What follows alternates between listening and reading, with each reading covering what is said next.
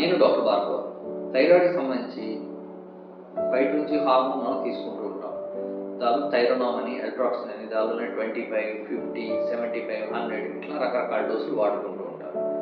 అయితే ఈ థైరాయిడ్ మందులు వాడినప్పుడు దాంతోపాటు సైమల్టేనియస్గా వేరే రకమైన మందులు కొన్ని వాడినప్పుడు ఈ థైరాయిడ్ డోస్ అనేది పెంచాల్సిన అవసరం పడుతుంది.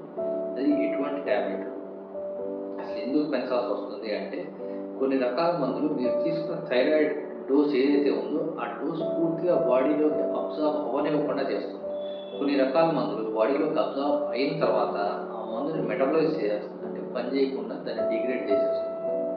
ఎప్పుడైతే ఈ రెండు ఫ్యాక్టర్స్ వలన ఈ డోస్ సరిపోదు, అందువల్లనే డోస్ కొన్నిసార్లు పెంచాల్సిన అవసరం పడుతుంది.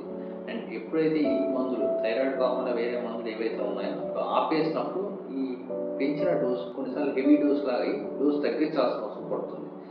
అయితే ఎటువంటి ట్యాబ్లెట్స్ వల్ల ఈ థైరాయిడ్ డోస్ ఆల్టర్ అవుతుంది అంటే, గ్యాస్ మందులు, ప్రోటాన్ పంప్ ఇన్హిబిటర్స్ అంటారు, గ్యాస్ సిరప్, కొలెస్ట్రాల్కి సంబంధించిన మందులు, ఐరన్ ట్యాబ్లెట్స్ కానీ, ఐరన్ సిరప్లు కానీ, కాల్షియం ట్యాబ్లెట్స్, ఇటువంటి ట్యాబ్లెట్స్, అండ్ టీబీకి సంబంధించి రిఫాంపిసిన్ అనే మందు, ఫిట్స్కి సంబంధించి ఫెనటోనిన్, కార్బమazepine, అండ్ క్యాన్సర్కి సంబంధించి థైరోసిన్ కైనేజ్ ఇన్హిబిటర్స్ అని కానీ, లేదా ఈస్ట్రోజన్ రిసెప్టార్ మోడ్యులేటర్స్ అని, ఈ క్యాన్సర్, బ్రెస్ట్ క్యాన్సర్ అని కొన్ని రకాల క్యాన్సర్స్లో వాడే మందులు ఉంటాయి.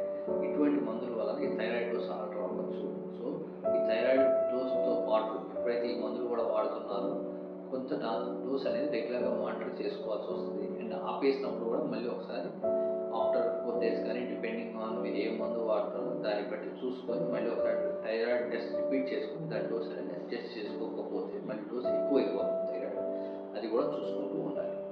ఈ థైరాయిడ్ ప్రాబ్లం ఉన్న వాళ్ళలో చాలా రకాల ఇబ్బందులు ఉంటాయి. ఆ ఇబ్బందులు ఏంటి అనేది నేను మరొక వీడియోలో తీసి చెప్తాను మీకు.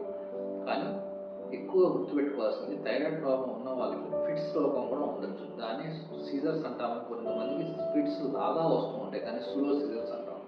ఇటువంటి ఇబ్బందులు థైరాయిడ్ వల్ల రావచ్చు.